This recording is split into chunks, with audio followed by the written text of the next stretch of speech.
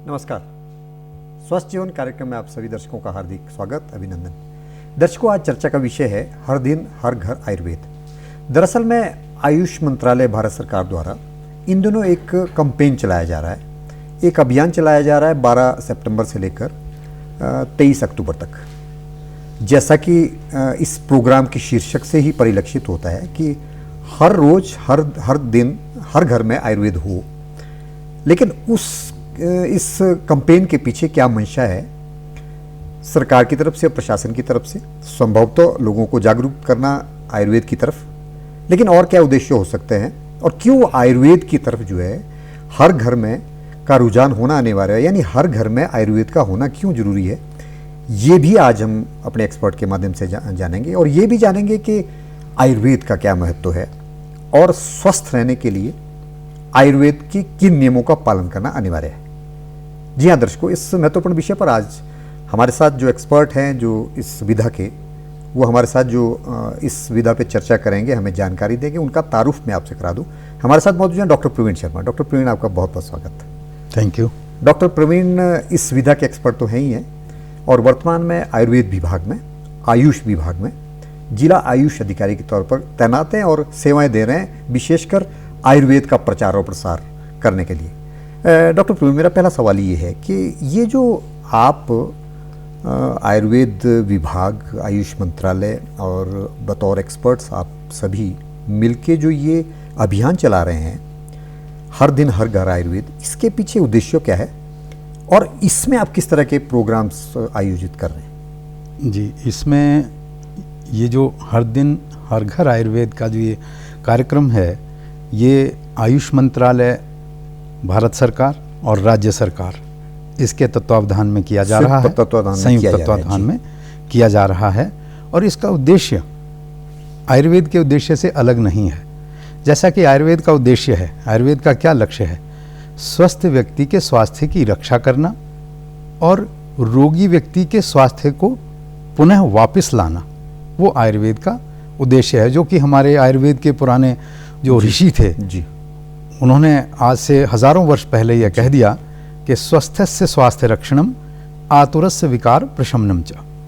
तो स्वस्थ व्यक्ति के स्वास्थ्य की रक्षा करने के लिए ये अभियान चलाया गया है और इस अभियान में हम ये जोर दे रहे हैं कि हर व्यक्ति ये समझे कि हमें कब क्या करना है, क्या नहीं करना है, हमारी दिनचर्या कैसी हो, हमारी ऋतुचर्या कैसी हो, ताकि इससे आगे का जो एक दूसरा लक्ष्य है, दूसरा जो उद्देश्य है, रोगी व्यक्ति के स्वास्थ्य को पुनः लाना, वापस लाना, वो आवश्यकता ही ना पड़े। जी डॉक्टर प्रवीण, आपने कहा कि इस जो ये कैंपेन चलाया जा रहा है, ये जो अभियान चलाया जा रहा है, इसका उद्देश्य जो है, जो आयुर्वेद का उद्देश्य है, जो आयुर्वेद जो ग्रंथों से लेकर ऋषि मुनियों से लेकर जो चला आ रहा है परंपरागत तौर पर, यानी स्वास्थ्य की रक्षा करना और बीमार व्यक्ति को स्वस्थ करना और साथ ही साथ स्वस्थ व्यक्ति का स्वास्थ्य अक्षुण्ण रखना जी उद्देश्य है। लेकिन भिन्न नहीं है, लेकिन इसमें जो दूसरे क्या क्या चीज़ें हैं वो भी मैं आपसे जानूंगा। लेकिन आप थोड़ा सा हमारे दर्शकों को बताएं कि इन दोनों ये जो कार्यक्रम में आप किस तरह के प्रोग्राम्स, किस तरह के कार्यक्रम आयोजित कर रहे हैं? ये 12 सितंबर से शुरू किया गया है कार्यक्रम और 23 अक्टूबर तक आयुर्वेद दिवस, जो 7वां आयुर्वेद दिवस हम मनाने जा रहे हैं 23 अक्टूबर को, तब तक ये चलेगा। और इसके अलग अलग घटक हैं, जिसमें पहला घटक है जन संदेश, यानी लोगों तक ये संदेश पहुंचाना कि स्वस्थ रहना कितना आवश्यक है।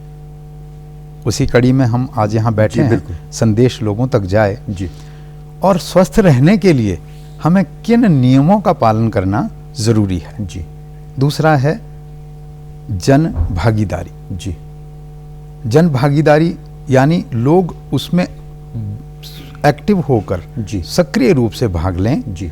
और तीसरा है जन अभियान जी। एक जन चेतना, जन जागरण का ये अभियान है कि लोग इस चीज को समझें जी कि हमारे लिए स्वस्थ रहना कितना जरूरी है और उसके लिए किन छोटे छोटे नियमों को हम पालन करेंगे। कई बार ऐसा होता है कि हमें कौन चीज कब करनी है, कैसे करनी है। भोजन ही लीजिए, हम भोजन करते हैं लेकिन अनभिज्ञतावश, वो हमारे अज्ञानवश हमें ऐसा होता है कि हम कब क्या खाना है क्या नहीं खाना है जी यही पता नहीं होता, जो कि हमारे स्वास्थ्य को बिगाड़ने में आगे सहयोगी होता जी। है। डॉक्टर प्रवीण, आपने कहा कि ये तमाम तरह की गतिविधियां, तमाम तरह के कार्यक्रम जो है इस दौरान चलाए जा रहे हैं, जो ये हर घर हर दिन हर घर जो आयुर्वेद जो अभियान है आयुष मंत्रालय द्वारा, तो इस तरह के प्रोग्राम इसमें चलाए जा रहे हैं जिसमें आपने कहा कि आयुर्वेद की तरफ जो है लोगों का रुझान हो, जन भागीदारी हो, और मेन मोटिव वही है, जैसे आपने कहा कि जो आयुर्वेद का उद्देश्य है स्वस्थ रहना, कुछ नियमों का पालन करना। चलिए उन नियमों पे आते हैं। जी जी।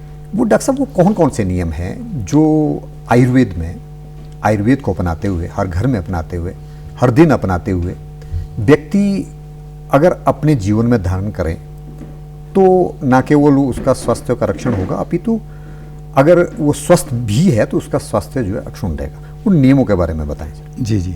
हम बात करते हैं दिनचर्या से, रोग मतलब हर व्यक्ति के सुबह उठने से लेकर तो किस तरीके के वो नियमों का पालन करें, जिसे दिनचर्या कहते हैं। जी जी, दिनचर्या जिसको हम कहते हैं जी।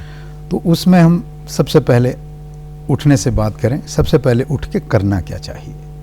सबसे पहले जो हमारे ऋषियों ने कहा है, उषा पान नाम दिया है उसको, कि यानी रात को रखा हुआ जल उसको सुबह हल्का गुनगुना पिएं।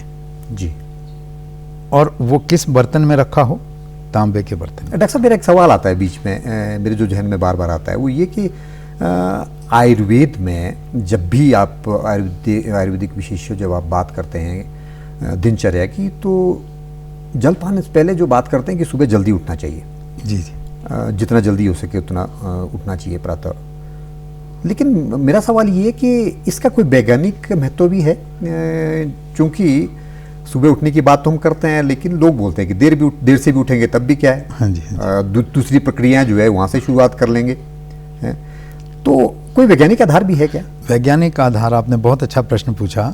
वैज्ञानिक आधार तो है ही, लेकिन इसके साथ साथ इसका आध्यात्मिक और धार्मिक आधार भी है। हम जब इस सृष्टि में, पूरी सृष्टि में 3 तत्व हैं जो कि पूरी सृष्टि को प्रभावित करते हैं, सृष्टि के हर प्राणी को प्रभावित करते हैं, मनुष्य ही नहीं, पेड़ पौधे हैं, जीव जंतु हैं।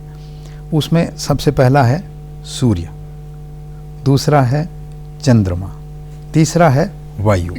और इन्हीं 3 तत्वों के सहयोग से इसमें इनके जो प्रधानता है उससे सूर्य पित्त बना है, चंद्रमा कफ बना है और वायु दोष। ये जो 3 दोष हैं जी, आयुर्वेद, वात पित्त कफ, ये 3 दोष इन्हीं तत्वों की प्रधानता से बने हैं। और इन 3 तत्वों की प्रधानता से बनने के कारण जब ये संतुलित रहते हैं हमारे शरीर में 3 दोष, तो हम अपना स्वास्थ्य आनंद लेते हैं स्वास्थ्य का, और जब इसमें गड़बड़ होती है तो हम रोग की तरफ बढ़ते हैं। जी। इसके वैज्ञानिक आधार, सृष्टि में सबसे बड़ा ऊर्जा का स्रोत है सूर्य। और प्रकृति के नियमों के अनुरूप ना चलकर हम उसके उल्टी दिशा में चलेंगे तो हम ऊर्जा को प्राप्त नहीं करेंगे, ऊर्जा मिलेगी नहीं, हम ऊर्जा गंवाएंगे। सुबह प्रातः जल्दी उठने से एक तो धार्मिक आधार ये है कि सुबह प्रातः के समय जो ब्रह्म मुहूर्त कहा गया है, उस समय सात्विक शक्तियां ज़्यादा उदय होती हैं। सत्व हमारा जब अच्छा होगा, ये मानसिक भाव होते हैं 3, सत्व रज और तम, तो सत्व जब हमारा अच्छा होगा तो हमारी चेतना प्रकाशमान होगी। उससे क्या होगा कि हम अच्छे काम करेंगे, हमारा रुझान अच्छी चीज़ों की तरफ जाएगा, हमारा जो काम है वो हम और अच्छे से करेंगे। ऊर्जा की बात करी तो सूर्य, जो भी शक्ति सूर्य की ऊर्जा से हमारे अनाज में आती है, उस अनाज का हम भोजन बनाकर उसका उपयोग करते हैं जी, तो वो हमें ऊर्जा तभी देता है क्योंकि उसमें ऊर्जा के अंश, ऊर्जा के कण उस सूर्य की उसके संपर्क से आए होते हैं। जी डॉक्टर प्रवीण, आपने बड़ा सटीक समझाने का प्रयास किया हमारे दर्शकों को। वो ये कि आपने एक तो ये कहा कि जो 3 महान जो दोष हैं वो प्रकृति के जो 3 स्वरूप हैं, सूर्य, चंद्र और वायु, उससे जुड़े हुए हैं। अगर ये संतुलन नहीं रहेगा तो संभव तो हमारे तीनों देश कुपित होंगे, जो कि मुख्य कारण है हमारे को अस्वस्थ रहने का। दूसरा आपने महत्वपूर्ण चीज़ ये कही कि जो वैज्ञानिक आधार आपने बताया वो ये कि सुबह अगर आप जल्दी उठेंगे तो क्योंकि स्वस्थ रहना का मतलब है ऊर्जावान रहना, तंदुरुस्त रहना, स्फूर्तिदार रहना। अगर आप सुबह सूर्योदय से पहले उठेंगे तो ऊर्जा का जो स्रोत है उससे पहले उठेंगे तो संभव तो आपको ऊर्जा मिलेगी और आप ऊर्जावान रहेंगे। और साथ ही साथ जैसे आप कह रहे थे कि सुबह सुबह जो है वो तरोताज़ा वातावरण होता है, प्रदूषण नहीं होता है, तो इस वजह से जो है वो संभव तो आप ऊर्जावान रहते हैं। तो ये तो वैज्ञानिक आधार हो गया डॉक्टर साहब। अब इसके बाद जो आप नियम बता रहे थे, एक तो उषापान जो आप सुबह उठ के जो है जलपान करें, उसके बाद शौच से निवृत्त होके फिर हमारे आचार्यों ने कहा है कि एक कवल धारण उसको कहा गया है कि तेल को है मुंह में डाल के उसको कुछ देर मुंह में धारण करके रखें 10 से 15 मिनट। और उसको कवल यानी जब हम तेल को मुंह में डालते हैं और उसको यूं घुमा सकते हैं, अच्छे से उसको पूरे मुंह में घुमाएं। उसके बहुत से फायदे होते हैं और हमारे दोषों को वो संतुलित करने का काम करता है। उसके बाद व्यायाम जरूर करें। व्यायाम के साथ साथ मालिश जरूर करें। आजकल के हमारे जो अभी आधुनिकता का जो हमारा जो नया दौर है उसको जो है अभ्यंग को नहीं माना जाता। मालिश छूट गई है, मालिश बहुत पीछे छूट गई है।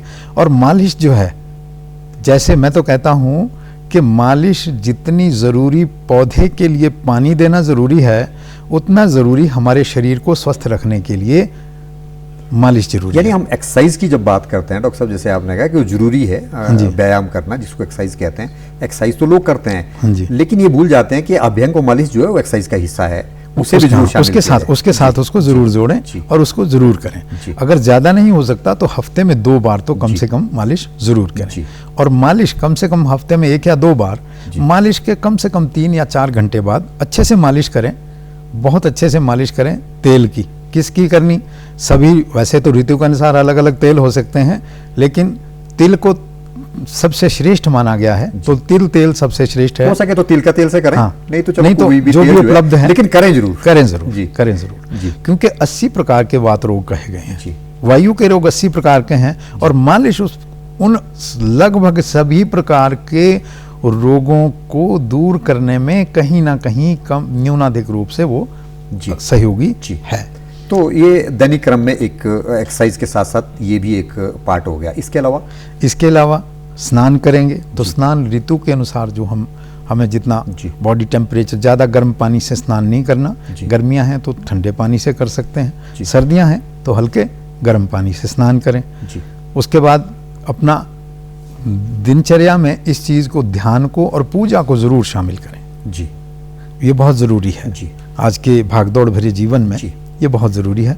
फिर बात भोजन की। भोजन कितना, ये तो हो गया आपने विहार की जो बात की, दिनचर्या की बात की। अब बात आप भोजन की, आहार की बात करें। जी। अब भोजन करना है तो भोजन कौन सा करें? ऋतु के अनुसार जो भी लोकल हमारे आसपास जो स्थानीय खाद्यान्न हमें उपलब्ध हो रहे हैं, उनका हम सेवन करें। ऋतु के फल हैं जो आसपास के हमारे खाद्यान्न जो हैं, उनका सेवन करें।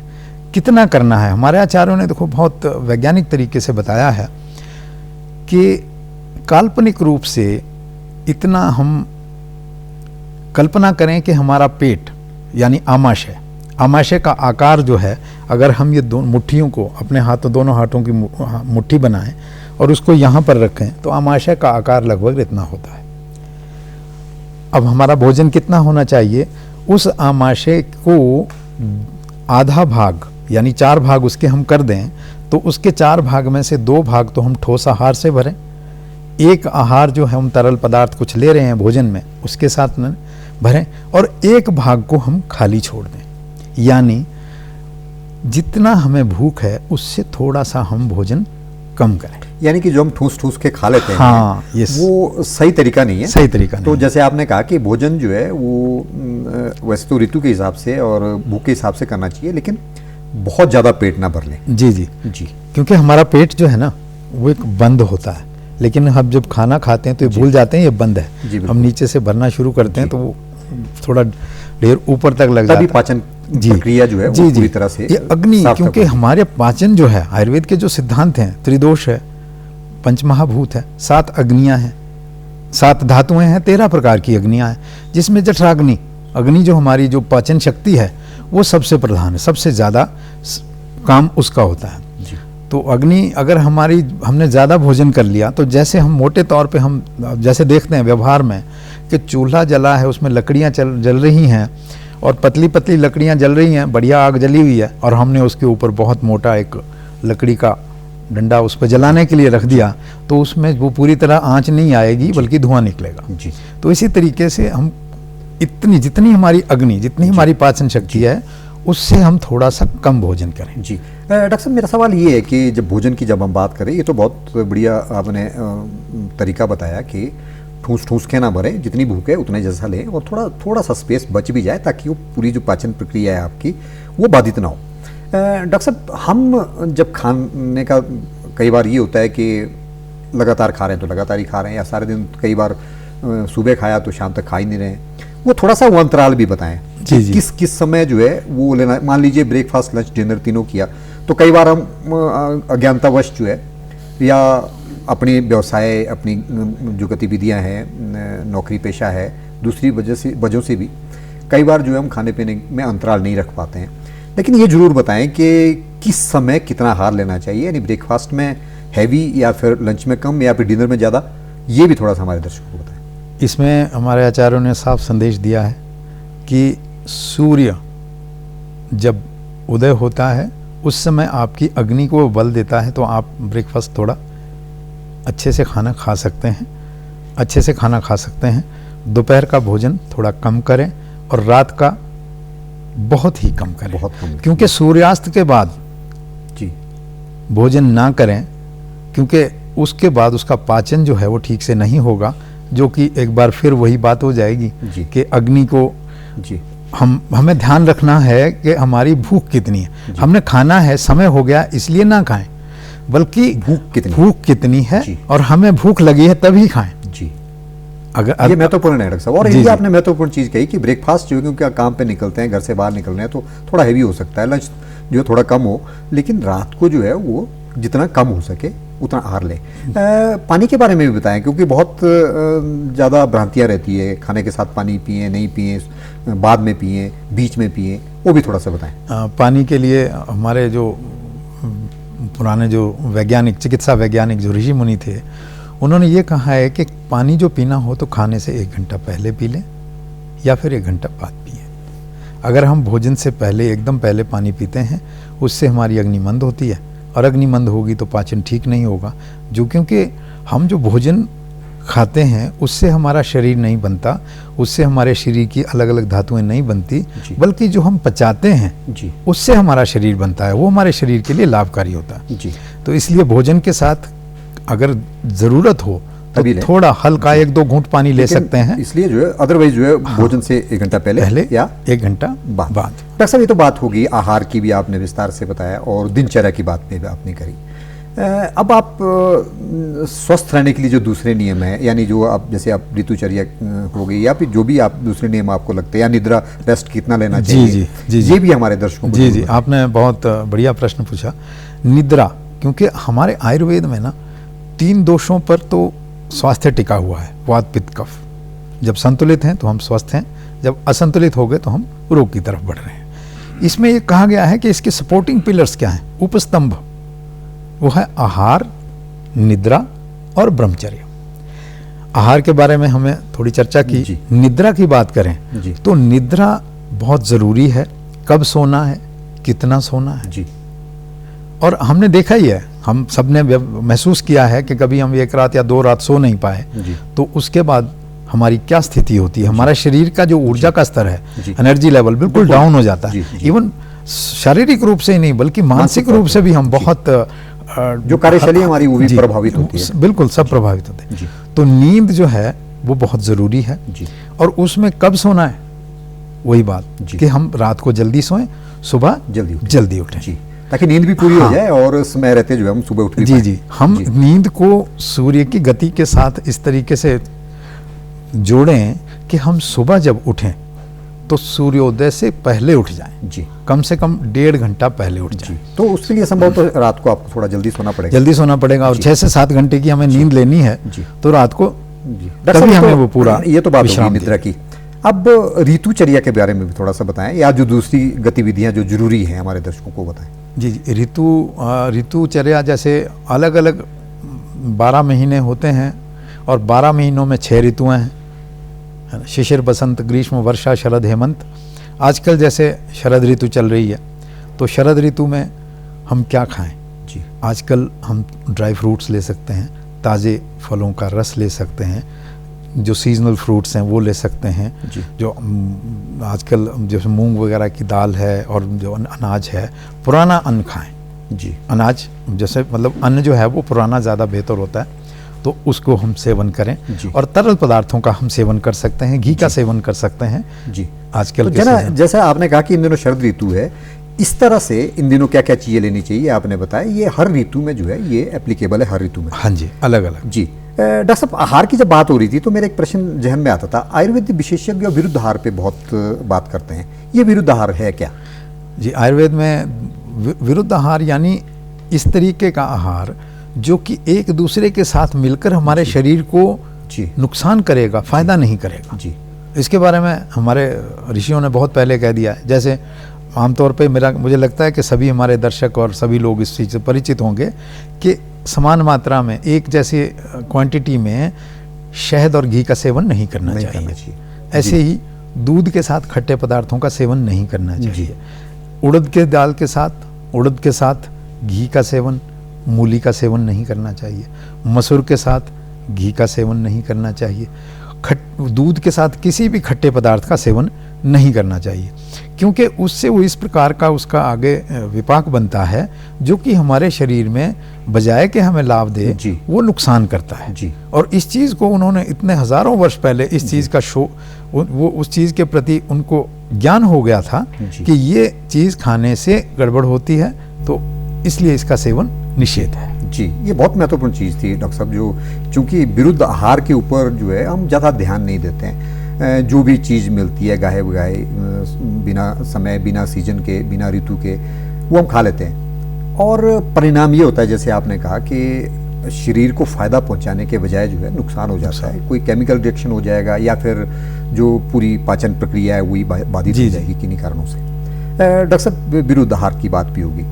अब थोड़ा सा ये बताएं हमारे दर्शकों को कि ये क्योंकि आप बार बार आयुर्वेद विशेषज्ञ आप बार बार बोलते हैं कि ये प्रकृति की जांच करवा लें नाड़ी परीक्षण से, जी जी, उसके बारे में थोड़ा सा बताएं संक्षेप में। जी जी, ये बहुत बढ़िया आपने एक बात कही जी कि हमारे हर व्यक्ति जब पैदा हुआ है जी। तो उसका कोई ना कोई जी। प्रकृति है, मूल प्रकृति है। ये करें कैसे, मतलब प्रकृति की जांच कैसे करें? हाँ। नाड़ी विशेषज्ञ के पास जाने की हाँ, जरूरत? नाड़ी तो आयुर्वेद की विशेष विधा है ही जी। है। नाड़ी विशेषज्ञ तो नब्ज देख के आपको प्रकृति बता देंगे, जी। लेकिन और भी दूसरे माध्यम हैं जिनके द्वारा हम प्रकृति जान सकते हैं। लेकिन कुल मिलाकर डॉक्टर साहब ये है कि अगर प्रकृति की जांच करनी है तो नाड़ी विशेषज्ञ के पास जाके, या किसी भी कुछ या आयुर्वेद आयुर्वेद विशेषज्ञ के डॉक्टर साहब, टॉपिक इतना डेप्थ है, बहुत गहरा है और महत्वपूर्ण भी है। बहुत सारे सवाल जहन में, लेकिन किसी और कार्यक्रम में जानने का प्रयास करूंगा।